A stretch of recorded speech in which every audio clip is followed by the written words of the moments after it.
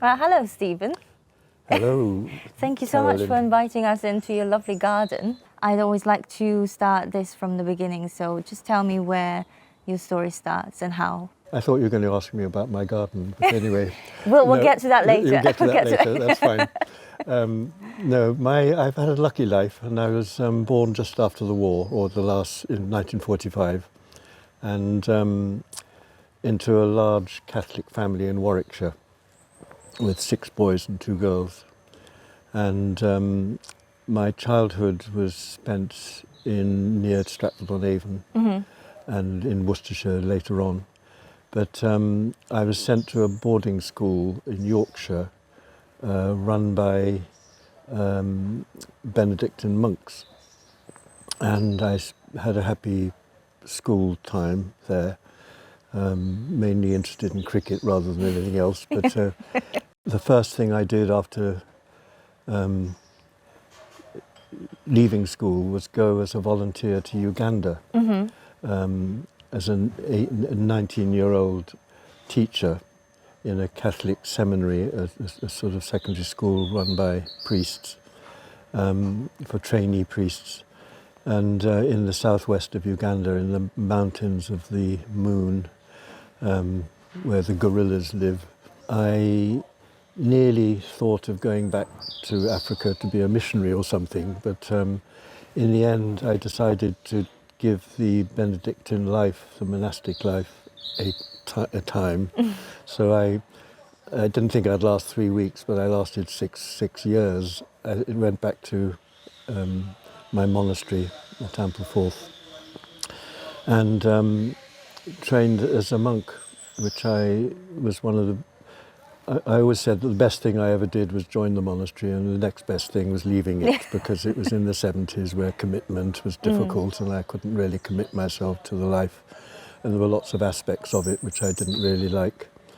But anyway, it was a happy time. One of the first things I did after leaving the monastery was, it was the time that Idi Amin kicked out the Ugandan nations. And there was a reception centre in Somerset looking for volunteers to help there. So I went straight there, and I knew some of the people, the refugees who had come from the area that I used to teach in as a teacher beforehand in Uganda. Because that then led to being asked to start the volunteer programme, the VSO, the British Volunteer Programme in Bangladesh. So I then went to Bangladesh and spent 2 years, just over 2 years there, managing a program of aid workers, of water engineers and teachers and agriculturalists and medical people. And so it was a very unsettling time, and it was after the Pakistan and Bangladesh sort of tension which led to the independence of Bangladesh. Anyway, that was one thing that then led to another assignment with VSO in Tanzania, in Africa, East Africa. And so I did the same thing there with a much larger program of volunteers, mainly teachers, but agriculturalists and social workers, and in all over Tanzania, which is a beautiful country. And then I went back to do a degree in an MA in rural development. And then that led to another assignment in South Sudan, managing a development program and training community development workers. At a time when South Sudan was relatively peaceful. It was between wars and internal strifes, political strifes. But it was a fascinating place to be. And so that was another important time of my life. Anyway, I then came back and in the mid-80s and met my wife, who was living in Islington, and I was her lodger for a bit. I still owe her rent.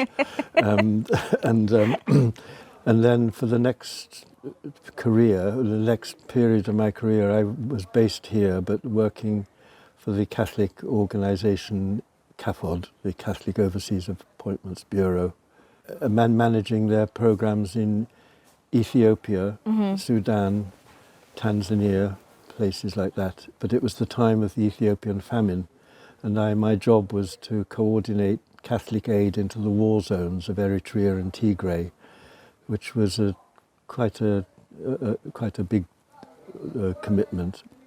But it was quite a traumatic time, travelling into the war zones, having to avoid being bombed by the Ethiopian Air Force. So that was basically how I ended up. I'm managing programs in Burma and East Timor and Albania and Chechnya. I went to Chechnya once when I could, because we were managing support to organisations who were facing the problems of HIV and AIDS and children's trafficking, which was a big issue at the time. So anyway, I did retire and spent my time since then involved in local issues, and in my 70s, I just turned 80 last week, by the way, and my 70s were a happy time because my grandchildren arrived, and they live not far away, so I spent a lot of time with them, and that's been a great joy. And also looking after my beautiful garden. Yeah, very beautiful garden. You've done a great job. What would you say were some of the challenges personally and professionally that you faced? My time in Africa, especially in Tanzania, South Sudan, and later in Eritrea and Tigray and Ethiopia, it was before mobile phones, and communications with family and with my organisations was more difficult. But also I was travelling in war zones, and that's not easy sometimes when you are facing a lot of suffering and trauma, and particularly with children and families. When you think about it now, obviously it was a completely different time, but is there anything that you regret or that you would have liked to have done differently? My career, as you've probably noticed, has been odd in the sense that, 6 years as a monk and then coming from a big Catholic family and going to a public school in Yorkshire, and then being faced with real life in Africa and a difficult life. But I always felt that because the organisations I was working with were doing something positive in those traumatic situations, and that I was part of that. So I didn't feel, I don't think I could have done much more. It was difficult being away from my family. My family liked me being away for a week. 2 weeks was nice if I brought back nice presents, but anything after that was difficult. Yeah. And going all the way back, tell me about any kind of favourite childhood memories that you have. We lived in a village in Worcestershire, in Warwickshire, and then in Worcestershire around Breeden Hill. Lovely being belonging to a large family as well. I was lucky there. Yeah. How my mother coped with 18 years of giving birth to a large family like that, but anyway, they were wonderful. And I think the Catholic faith backdrop was important at the time. It was something you took for granted. It was only once I started thinking about it as a monk that I started to question some aspects of it. But as a child, it was very much part of our way of life, and it was a positive thing. Was there ever sort of, with the journey of faith, did you ever go through phases where you kind of stepped away from it only then to come back to it? I did, a lot, questioning it and aspects of it. As part of a sabbatical towards the end of my career at CAFOD, I did 4 retreats in 4 different faith traditions. I went back to my monastery and prayed with the monks. I then did a mindfulness retreat with a Buddhist Zen master called Thich Nhat Hanh it was called Plum Village in France, which was nuns and monks from various parts of of the Buddhist community, which I loved. Then did a understanding Islam course with a Sufi group, and then I did an Eastern Orthodox retreat.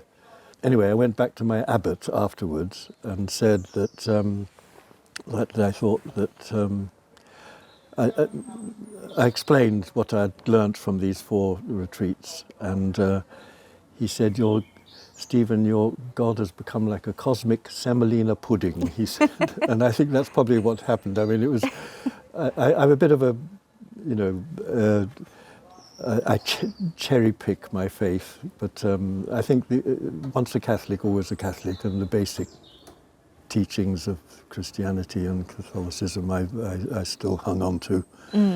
Interesting that a lot of my family sort of went different ways, including my children, and but it's been a rock for me, and I think important. I'd love to know about, personally and professionally, what is your proudest achievement? Apart from my children and grandchildren, you mean? Yes, we'll name them. That can be your personal proudest achievement. That's valid. I was proud. I enjoyed managing teams of people, and that's and they've all been different, but it's individuals that you work with that are giving me a lot of joy at the time. I've been very lucky. One thing has led to another. My jobs have always led to another, and it was probably because I did well in my jobs that led to being asked to do other jobs, and I've been very lucky in that respect.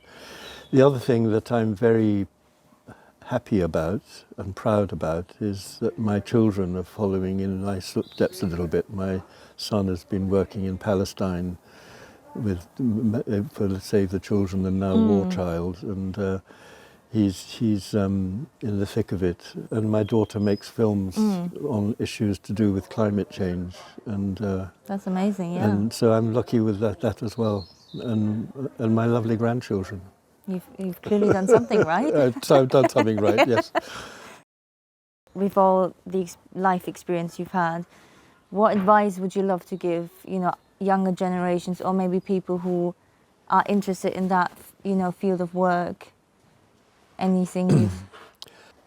I think advice based on my own experience, which was lucky and different, but it is to use whatever talents one has in the interests of the wider community, insofar as that's realistic. I always love to ask all my guests, if you could take this bench anywhere in the world, where would that be? Well, I've been to the Everest Base Camp, which was fun. I wouldn't take the bench there. I've been to the Serengeti game parks in Tanzania, and I don't think they'd welcome a bench. But these were all places that I loved. Burma, I loved the Buddhist culture there. They were full of temples, and it's a pity about the politics. They might be okay with the bench.